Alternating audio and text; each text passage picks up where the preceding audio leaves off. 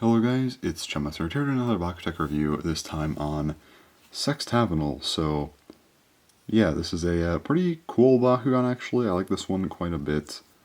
Yeah, here it is. One thing to note is that, unfortunately, this is not the original color. I don't know why I didn't get the original one. It's very similar, but it is different. It's from the Tavanel Gekito set, not the original promotional one. I will be covering this as if it is the original. There are a couple things I have to mention when we get to them, but yeah, I just wanted to at least, show it and talk about it. I mean, it's still Sechs Tavanel, but again, this isn't the original color version, but again, just for the sake of a review, we'll note the differences, but again, I do, at least for like the scores and stuff, I want to take into account the original version. So anyway, with that said, we have Sechs Tavanel. This is a very, very cool looking Bakugan, and you can see it has 4 soul pieces and 2 cross pieces. Opening it up, opens up like that. Has a lot of manual parts, well, not a lot, but all the soul pieces have to come out, and there you go.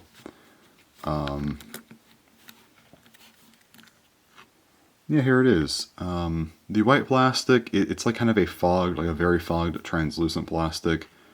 That's not the case in the original. The original one is just kind of a solid white. That's kind of the main difference in terms of appearance, but yeah. There you go, just a quick look at it. As far as G-Power goes, this one here is the best one. It's actually 700 Gs, you can kind of see that.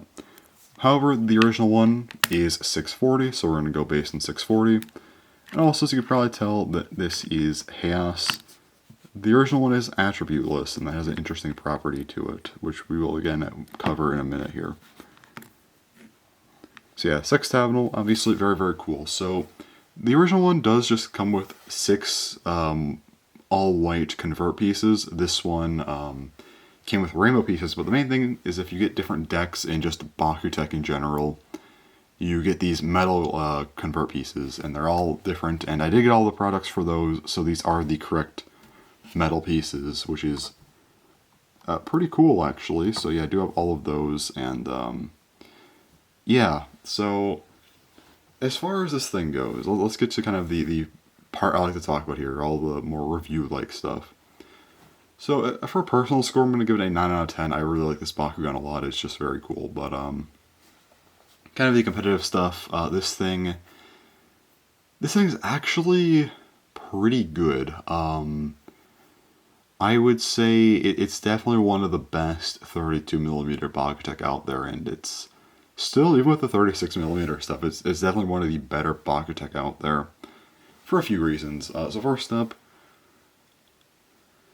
you have 6 metal pieces. Obviously, again, the original one is just plastic, but again, taking into kind of the full potential of this thing, yeah, this thing is very, very good. Obviously, again, you have all the metal pieces. Which is just nice. I think it's important. So it just makes it a very heavy Bakugan. Again, it's just hard to argue with 6 metal pieces, regardless of if it's 36 or 32. That's kind of a big deal right there. And also, again, the original being 640 Gs, that's still a solid G power. Yeah. Also, the fact that you have 4 soul pieces touching the ground, that's just a lot of weight towards the ground. It's very similar to Sechs Tavanel, or not Sechs Tavanel. It's very similar to Sechs Tavanel overall, but I think it's slightly worse physically. I think that the arms are better than the wings, so I think that one physically is slightly better, but this thing actually has a very, very big advantage over Sechs Tavanel, and that is being attributeless. So as I mentioned, the original one is attributeless. However, unlike, other Bakugan, like in Legacy and stuff that didn't have attributes, this one works differently, and there's a lot of different versions of this thing. I think there is one of every attribute, actually. There's 2 Chaos, 1 of everything else. I think 2 attributeless ones, normal, and the Chimera one, but yeah. There's a lot of different things you can do with this thing, but anyway. The original one is attributeless, but you could choose the attribute, so yeah. You could just pick whatever attribute you want, and that's that. That's a huge deal, because Sechs Tavanel is Darkest, and Darkest is it is the best attribute. It's the most overrepresented attribute, has the craziest Bakugan. So if you're making a full Darkest team, you're probably not going to use Sechs Tavanel unless you just don't have a lot of 36mm stuff, which is fair, but still. It's not something that's really going to be, in my opinion, is in contention for a deck. And well, yes, obviously if you're trying to be hyper competitive, you're going to be using like Darkest stuff, or at least some Darkest stuff. But I like to look at it a little bit differently. I like to look at, people who maybe want to use other attributes to try and get them to work, which you can do. And if you're trying to go that route, there's a little bit of an importance with this guy. He's pretty nice because you don't have to be Darkest, you don't have to be Pyrus either. Both of these attributes are very overrepresented. However, you could be other attributes. Again, look at Aquas or Chaos. Like this one's Chaos. I mean, Chaos doesn't have a lot of great BakuTech. I mean, you have things like Ogre Leonis, which is just kind of whatever, but like you have Nagadaja, which is great, but then there's also the Chaos Jaibafudo you could make, and then this thing, like that's a pretty solid deck right there.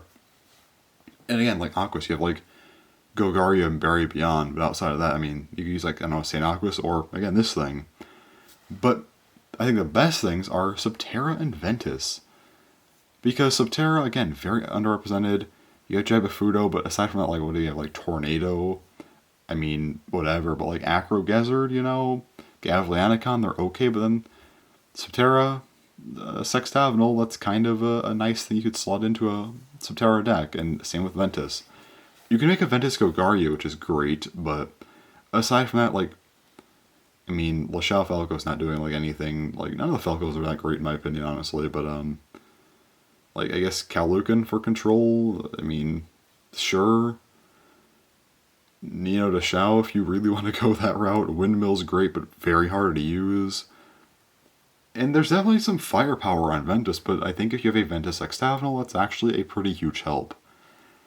And that's why I'm giving this thing an 8 out of 10. That's a pretty high score for a 32mm BakuTech, I know, but I feel like this thing just has that ability to slot into any team. And again, yes, realistically, I guess this is like a weird score because you can definitely argue that, yeah, okay, you probably are just going to use like the most overpowered stuff, so this thing isn't as useful. But again, I just feel like it's important to at least look at attributes and kind of think about them. Because again, if you want to go all Ventus, like, you can. Again, Ventus Gogaryu, Ventus Sechs Tavanel, then either like Windmill or Nino to Shao. That's a pretty like solid team, actually. It's not bad at all. And I feel like being able to slot something like this into that is important, and I think that's why I want to give it an 8 out of 10, because I think it's just really, really good for that. And again, it's just also just a solid Bakugan, one of the best 32mm. I'd argue the best, potentially. I think I like this thing more than Sechs Tavanel. I think it's slightly worse physically, but just the amount of depth you have with the attribute stuff, I think makes it better. The only one that I'd argue is better is probably Windmill. I guess there's like Conchigel and Budagil, but I mean, I guess that's also debatable, but I'd still probably prefer this to those. Probably. And then, I think Windmill's better, but it's also just very hard to use, so this thing's definitely up there regardless, but I just think overall, 8 out of 10, because again, it's just really interesting. This is definitely one of the weirder BakuTech to review, but I wanted to talk about it eventually, and here we are. And with that, that is my potentially second to last BakuTech review. Stay tuned next month. I will probably have a video up probably earlier in the month for Zeta Municus, which is potentially the final BakuTech review. We'll talk more about that when we get to that video next month. So anyway, it's all for this video though, so yeah. Thanks for watching, and bye-bye.